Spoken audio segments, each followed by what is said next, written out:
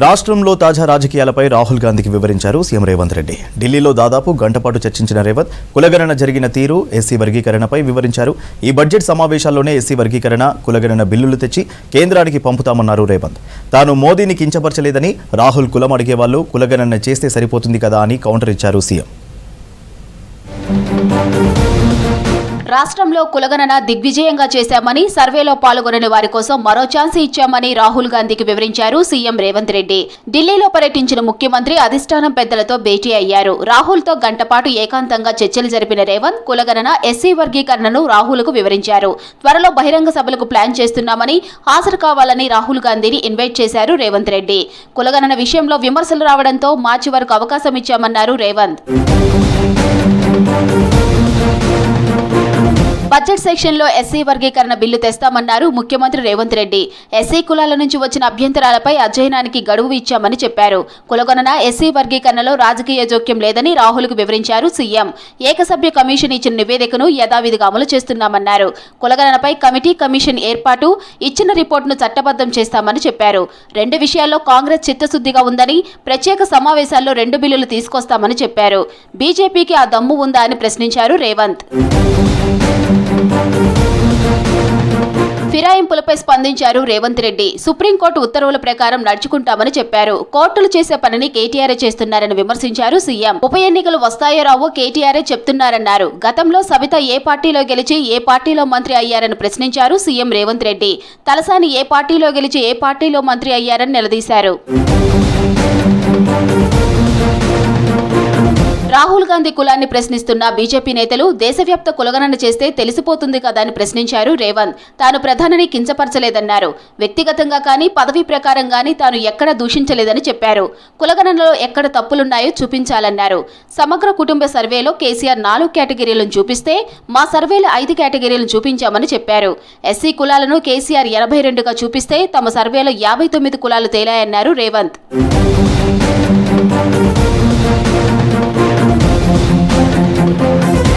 బంజారా జాతికి ఆధ్యాత్మిక మార్గదర్శిగా సంత్ సేవాలాల్ మహారాజ్ నిలిచారన్నారు సీఎం రేవంత్ రెడ్డి. సేవాలాల్ మహారాజ్ జయంతిని పురస్కరించుకొని ఆయన చిత్రపటానికి పూలమాల వేసి నివాళులర్పించారు. ఈ కార్యక్రమంలో కాంగ్రెస్ నేత రోహిన్ రెడ్డి పాల్గొన్నారు.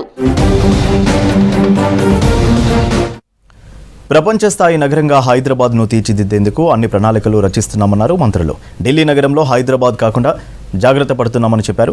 ఇటు నీటిపారుదల శాఖలపై రివ్యూ చేసిన ఉత్తమ్ పెండింగ్ ప్రాజెక్టులన్నీ పూర్తి చేయాలని ఆదేశించారు. ఇటు సేవాలాల్ జయంతి ఉత్సవాల్లో పాల్గొని ఆయన సేవలను గుర్తు చేసుకున్నారు మంత్రులు.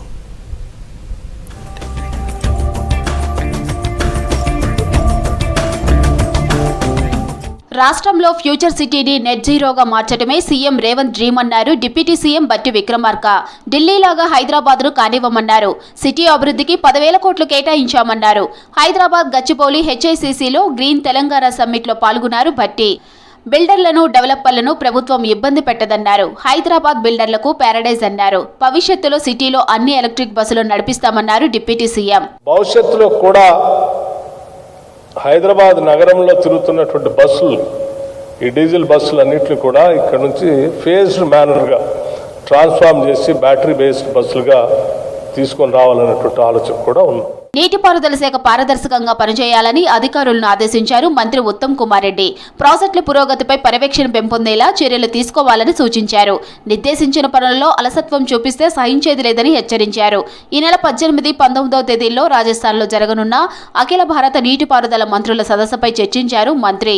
నీటిపారుదల రంగంలో తీసుకువచ్చిన సంస్కరణలు, డిజిటల్ మానిటరింగ్తో పాటు ఆధునిక నీటి నిర్వహణపై అనుసరిస్తున్న విధానాలపై సమగ్ర నివేదిక రూపొందించాలన్నారు. ఉమ్మడి నల్గొండ జిల్లాకు చెందిన ఎస్ఎల్బీసీ, నిండీలతో పాటు వివిధ ఎత్తిపోతల పథకాల పురోగతిని అడిగి తెలుసుకున్నారు. పనుల్లో అలసత్వం వహిస్తే సహించేది లేదన్నారు ఉత్తమ్. వర్గీకరణతో సమాజంలో సంపూర్ణంగా మార్పు రాదన్నారు మంత్రి దామోదర రాజనరసింహ. వర్గీకరణ అనేది ఏ కులానికి వ్యతిరేకం కాదన్నారు. హైదరాబాద్ బేగంపేటలో ఎస్సీ వర్గీకరణపై ఎస్సీ సామాజిక వర్గానికి చెందిన అడ్వకేట్స్ ఏర్పాటు చేసిన కార్యక్రమంలో ముఖ్య అతిథిగా పాల్గొన్నారు. మారుతున్న సమాజంతో పాటు మనమంతా మారాలన్నారు. కానీ ఎస్సీల ఆలోచన విధానంలో మార్పు ఎందుకు రావట్లేదని ప్రశ్నించారు దామోదర. ఈ జాతిలో ఎప్పటికొక ఊతపదం అయిపోయింది వర్గీకరణ. ఎస్ యార్ వి నీడ్ ఇట్. వర్గీకరణ అనేది ఇంకో కులానికి, ఏ కులానికి వ్యతిరేకం కాదు. జీసీసీలో యువతకు ఉపాధి అవకాశాలు దక్కేలా ప్రభుత్వం చొరవ తీసుకుంటుందన్నారు ఐటీ శాఖ మంత్రి శ్రీధర్ బాబు. హైదరాబాద్ జీసీసీలకు హబ్గా మారుతుందన్నారు. ప్రస్తుతం సిటీలో 355 జీసీసీలు ఉండగా 3 లక్షల మంది ఉద్యోగులు పనిచేస్తున్నారన్నారు. దిగ్గజ కంపెనీలు కొత్తగా తమ జీసీసీలను హైదరాబాద్లో ప్రారంభించేందుకు సిద్ధంగా ఉన్నాయన్నారు. Banking, financial services and insurance రంగంలో ఏర్పాటవుతున్న జీసీసీల సంఖ్య పెరుగుతుందన్నారు. సేవాలాల్ గొప్ప సంఘ సంస్కర్త అన్నారు మంత్రి తుమ్మల. ఖమ్మం నియోజకవర్గంలోని రఘునాథపాలెంలో సంత్ సేవాలాల్ జయంతి కార్యక్రమంలో పాల్గొన్నారు.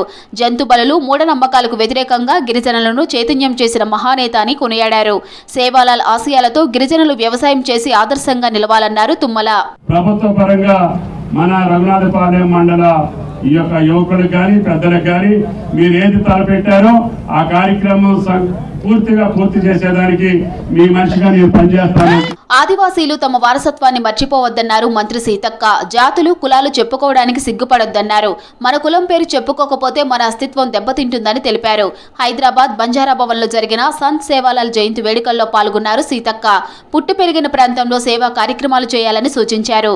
సమాజ శాంతి కోసం, బంజారా జాతి అభివృద్ధి కోసం మరి ఎక్కడ ఇల్లు కట్టుకుంటే వాస్తును కూడా ఆనాడే ఆయన చెప్పిండంటే మరి ఎంత గొప్ప మేధావి మనం అర్థం చేసుకోవచ్చు. ఆదివాసీయులకు సేవాలాల్ అందించిన సేవలు చిరస్మరణీయమన్నారు మంత్రి పొన్నం ప్రభాకర్. సిద్దిపేట జిల్లా హుస్నాబాద్ బంజారా భవన్లో నిర్వహించిన సేవాలాల్ జయంతి ఉత్సవాల్లో మంత్రి పాల్గొన్నారు. గిరిజనులతో కలిసి భోగ్ బండార్ పూజలు చేశారు. ఆ తర్వాత పట్టణంలో నూతనంగా నిర్మించిన శ్రీ వెంకటేశ్వర స్వామి దేవాలయంలో విగ్రహ ప్రతిష్ఠ మహోత్సవ కార్యక్రమానికి హాజరై స్వామివారిని దర్శించుకున్నారు.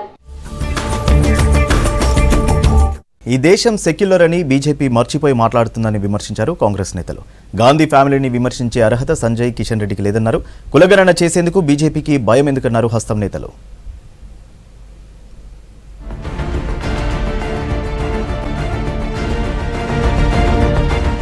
గాంధీ ఫ్యామిలీ గురించి మాట్లాడే అర్హత బీజేపీ నేతలకు లేదని మండిపడ్డారు పీసీసీ చీఫ్ మహేష్ కుమార్ గౌడ్. దేశం కోసం గాంధీ ఫ్యామిలీ ప్రాణాలర్పించిన విషయం తెలియదా అని ప్రశ్నించారు. బీజేపీ నేతల త్యాగాలు ఏమిటని ప్రశ్నించారు. రాహుల్ గాంధీ కులాన్ని ప్రశ్నిస్తున్న బీజేపీ నేతలు దేశవ్యాప్త కులగణన చేస్తే తెలుస్తుంది కదా అని అన్నారు. ఈ దేశం సెక్యులరీని బీజేపీ నేతలు మర్చిపోయి మాట్లాడుతున్నారన్నారు మహేష్ కుమార్. బండి సంజయ్ గారు ఏదేదో మాట్లాడుతూ ఉన్నారు.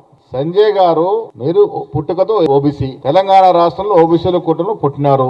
నేను మిమ్మల్ని మీ ద్వారా ప్రధానమంత్రి గారిని అడుగుతా ఉన్నాను. బీజేపీ కేంద్రంలో ప్రభుత్వం ఓబీసీల కోసం ఈ 11 ఏళ్లుగా ఏం కార్యక్రమాలు చేసింది? ఏ రకంగా ఓబీసీలు ఆదుకున్నారు మీరు? కవితపై తీవ్ర విమర్శలు చేశారు Mahesh Kumar Goud. Kavitha pink book open చేస్తే 2 స్కామ్లు బయటపడ్డాయని చెప్పారు. ఢిల్లీ, కర్ణాటక లిక్కర్ స్కామ్లు పింక్ బుక్ స్కామ్లేనని చెప్పారు. కవిత ఇక ఆ పింక్ బుక్లు తెరవకపోవడమే మంచిదన్నారు. తెరిస్తే ఇంకా ఎక్కడెక్కడ స్కామ్లు బయటపడతాయోనన్నారు Mahesh Kumar. Pink book open చేస్తే ఇప్పటి వరకు ఢిల్లీదిని కర్ణాటక స్కామ్లు ఏదో బయటపడ్డట్టున్నాయి.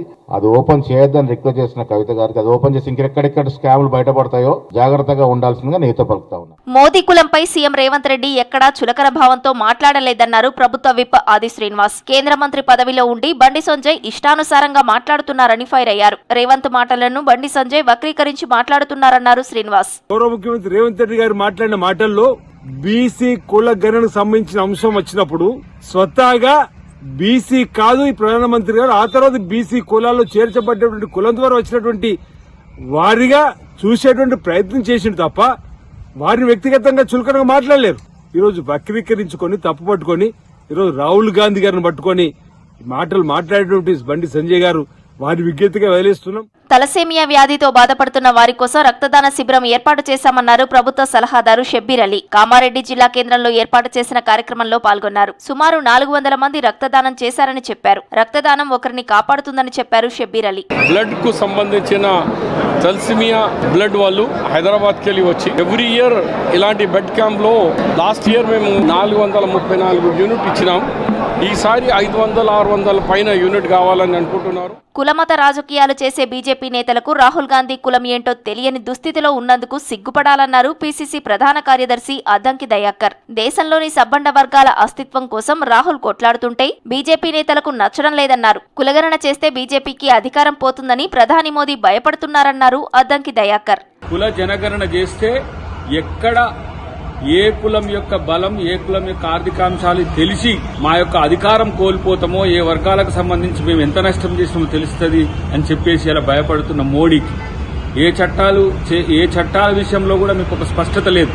కేవలం మతం పేరు మీద, కులం పేరు మీద కుహాన ఉద్యమాలు చేసుకుంటూ మీరు. సంత్ సేవాలాల్ గిరిజనుల అభ్యున్నతికి కృషి చేశారన్నారు కంటోన్మెంట్ ఎమ్మెల్యే శ్రీ గణేష్. సమాజంలో మూఢనమ్మకాలను నిర్మూలించేందుకు తన జీవితాన్ని అంకితం చేశారన్నారు. సికింద్రాబాద్ కంటోన్మెంట్ లో గిరిజన సంక్షేమ పాఠశాలలో జరిగిన సంత్ సేవాలాల్ జయంతి వేడుకల్లో పాల్గొన్నారు శ్రీ గణేష్.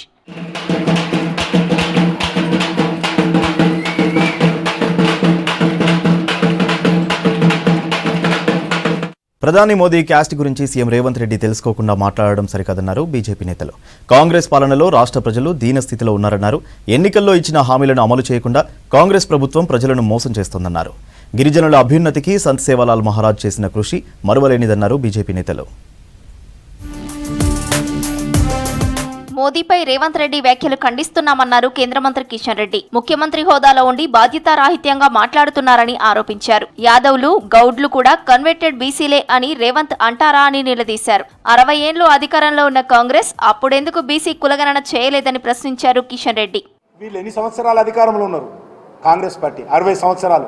అప్పుడు ఏం చేశారు? వాళ్ళు అప్పుడు ఎందుకు చేయలేదని అడుగుతాను. మీ కాంగ్రెస్ పార్టీ ముఖ్యమంత్రి ఉన్నప్పుడే నరేంద్ర మోడీ గారికి సంబంధించినటువంటి ఏదైతే సామాజిక వర్గం ఉందో ఆ సామాజిక వర్గాన్ని బీసీలో చేర్చారు. మన రాష్ట్రంలో కూడా బీసీలు అందరు కూడా ఎప్పుడు గుర్తింపు వచ్చింది? ఎప్పుడు వచ్చింది? ఏమైనా రేవంత్ రెడ్డికి అవగాహన ఉందా? గౌడ్స్ క్యాస్ట్ కావచ్చు, మున్నూరు కాపు కావచ్చు, ఇవన్నీ కూడా 1970 తర్వాతనే కదా. వీళ్ళందరూ కూడా కన్వర్టెడ్ బీసీ అంటాడా? ప్రధాని మోదీ క్యాస్ట్ పై సీఎం రేవంత్ చేసిన వ్యాఖ్యలకు కౌంటర్ ఇచ్చారు కేంద్ర మంత్రి బండి సంజయ్. ముందుగా రాహుల్ గాంధీ ఏ కులమో ఏ మతమో చెప్పాలన్నారు. సంచలనాల కోసమే ప్రధానిపై కామెంట్లు చేస్తున్నారని మండిపడ్డారు. ఢిల్లీలోని జన్పత్ లో రాహుల్ కులం, మతంపై చర్చ జరగాలన్నారు. మోదీ కులాన్ని బీసీలో చేర్చింది కాంగ్రెస్ సర్కారే అన్నారు. ఇక రాష్ట్రంలో క్యాస్ట్ సర్వే సరిగ్గా చేస్తే మళ్లీ ఎందుకు నిర్వహిస్తున్నారని ప్రశ్నించారు. బీసీల నుంచి ముస్లింలను తొలగిస్తే అప్పుడు కులగణనపై ప్రధాని మోదీని ఒప్పించే ప్రయత్నం చేస్తామన్నారు సంజయ్. ఒక ముఖ్యమంత్రి స్థాయిలో మాట్లాడే సందర్భంలో ఒక ప్రైమ్ మినిస్టర్ మీద మాట్లాడితే దేశవ్యాప్తంగా సంచలనం ఉంటుందని చెప్పి ఆ దిశతో మాట్లాడడం మంచి పద్ధతి. అప్పుడు మీరు టీడీపీలో ఉన్నారు, ఇప్పుడు కాంగ్రెస్లో ఉన్నారు. ఇప్పుడు మీరు కాంగ్రెస్లో ఉన్నట్టు ఆ కాంగ్రెస్ పార్టీ ప్రభుత్వమే మోడీ గారి యొక్క కులాన్ని బీసీ జాబితాలో చేర్చింది. మీ ఆది నాయకుడు రాహుల్ గాంధీ గారు ఏ కులానికి సంబంధించిన వ్యక్తి? ఆయన బీసీయా, ఎస్సీయా, ఎస్టీయా, ఫార్వర్డ్ క్యాస్టా? స్పష్టం చేయండి మీరు. కాంగ్రెస్ పాలనలో రాష్ట్ర ప్రజలు దీనస్థితిలో ఉన్నారన్నారు బీజేపీ ఎంపీ లక్ష్మణ్. అన్ని వర్గాల ప్రజలకు అన్యాయం జరుగుతుందన్నారు. ఎమ్మెల్సీ ఎన్నికల్లో కాంగ్రెస్ పార్టీకి బుద్ధి చెప్పాలన్నారు. కాంగ్రెస్ ను ఓడిస్తేనే ప్రభుత్వ పనితీరు మారుతుందన్నారు. సిద్దిపేట జిల్లాలో ఎమ్మెల్సీ ఎన్నికల ప్రచారంలో పాల్గొన్నారు లక్ష్మణ్. బీజేపీని గెలిపిస్తే నిరుద్యోగుల తరపున పోరాడతామన్నారు.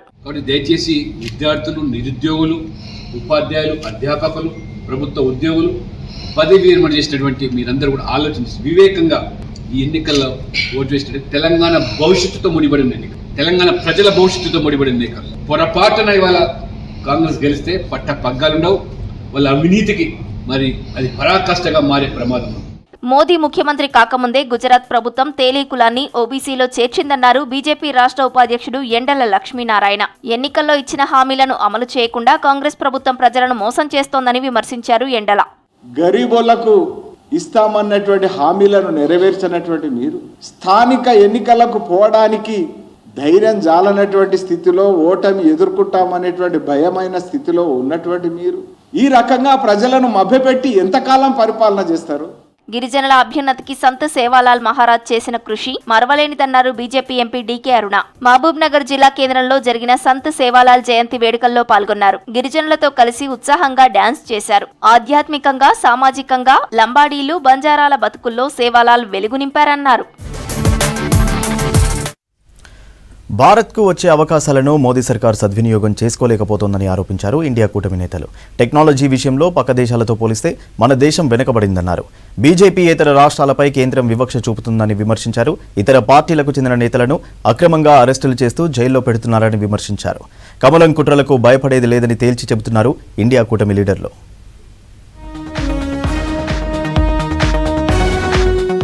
ప్రధాని మోదీ ఆర్టిఫిషియల్ ఇంటెలిజెన్స్ టెక్నాలజీని అందిపుచ్చుకోవడం లేదని విమర్శించారు కాంగ్రెస్ అగ్రనేత రాహుల్ గాంధీ. డ్రోన్ టెక్నాలజీని వివరిస్తూ ఎక్స్లో ఓ వీడియో పోస్ట్ చేశారు. కొత్త సాంకేతికతను రూపొందించేందుకు మనకు బలమైన పునాది కావాలన్నారు. డ్రోన్లు యుద్ధ రంగంలో విప్లవాత్మక మార్పులు తెచ్చాయన్నారు. బ్యాటరీలు, మోటార్లు, ఆప్టికల్స్ జత చేయడంతో యుద్ధ భూమిలో కమ్యూనికేట్ అవుతాయన్నారు Rahul Gandhi. This thing completely revolutionizes how kinetic energy moves on the battlefield. So for example, if you compare this to a bullet can only move in a straight line, right? This can move up, down, left, right, backwards, it can stop in space. If you're comparing this to a tank shell can only move in a straight line. If you're comparing it to a missile can maneuver, but then a missile can't suddenly stop in the middle of the sky. A missile can't maneuver in such a sophisticated, complicated manner, right? So this is literally a revolution. And the interesting thing about this, అమెరికాలో అక్రమంగా ఉంటున్న భారతీయులను స్వదేశానికి పంపడం భారత దౌత్యానికి ఓ పరీక్ష లాంటిదన్నారు Congress senior నేత చిదంబరం. అమెరికాలో భారత్ అక్రమ వలసదారుల విమానం కోసం ఆతృతగా ఎదురుచూస్తున్నారన్నారు. అక్కడి నుంచి బహిష్కరణకు గురైన వారి చేతులకు సంఖ్యలు, కాళ్లకు తాళ్లు కట్టి ఉంటాయా అనే సందేహాలు వస్తున్నాయన్నారు. ఇది భారత దౌత్యానికి పరీక్షగా మారిందంటూ ఎక్స్లో పోస్ట్ పెట్టారు చిదంబరం.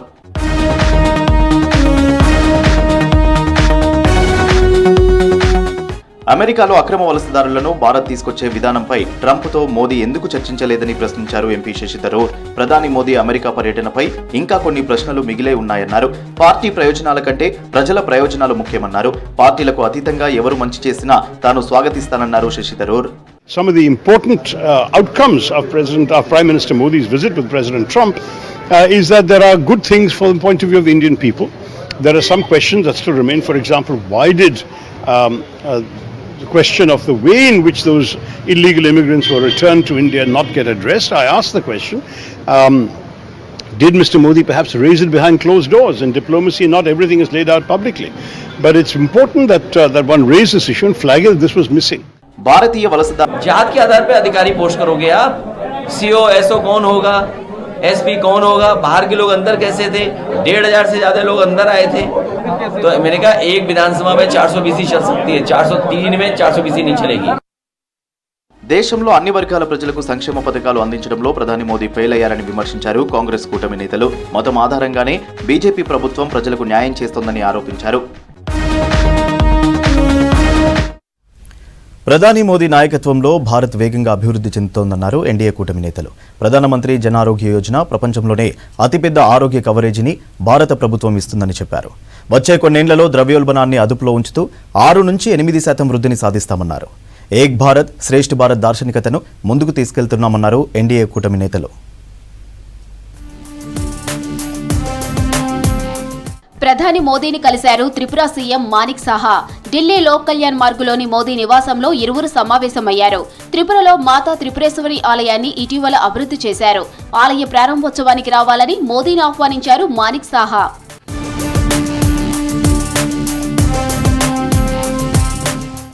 భారత్ ప్రభుత్వం చేపడుతున్న ప్రధానమంత్రి జన్ ఆరోగ్య యోజన ప్రపంచంలోని అతిపెద్ద ఆరోగ్య కవరేజీ అన్నారు కేంద్ర మంత్రి బీజేపీ జాతీయ chief JP Nadda.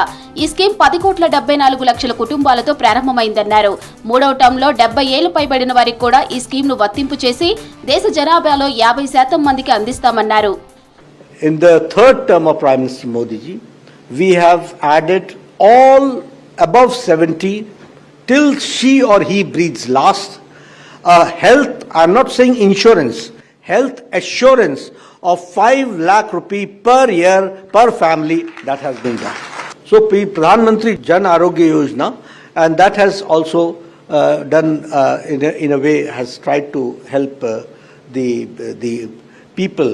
Germany Munich లో 61 మ్యూనిచ్ సెక్యూరిటీ కాన్ఫరెన్స్ లో పాల్గొన్నారు కేంద్ర విదేశాంగ మంత్రి జయశంకర్. పలు దేశాలకు చెందిన మంత్రులు ప్రతినిధులను కలిశారు.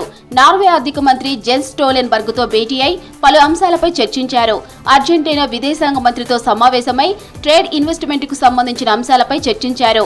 డెన్మార్క్ ఆర్థిక మంత్రితో భేటీ అయి యూరోపియన్ సెక్యూరిటీ సంక్లిష్ట సవాళ్లపై చర్చించారు జయశంకర్.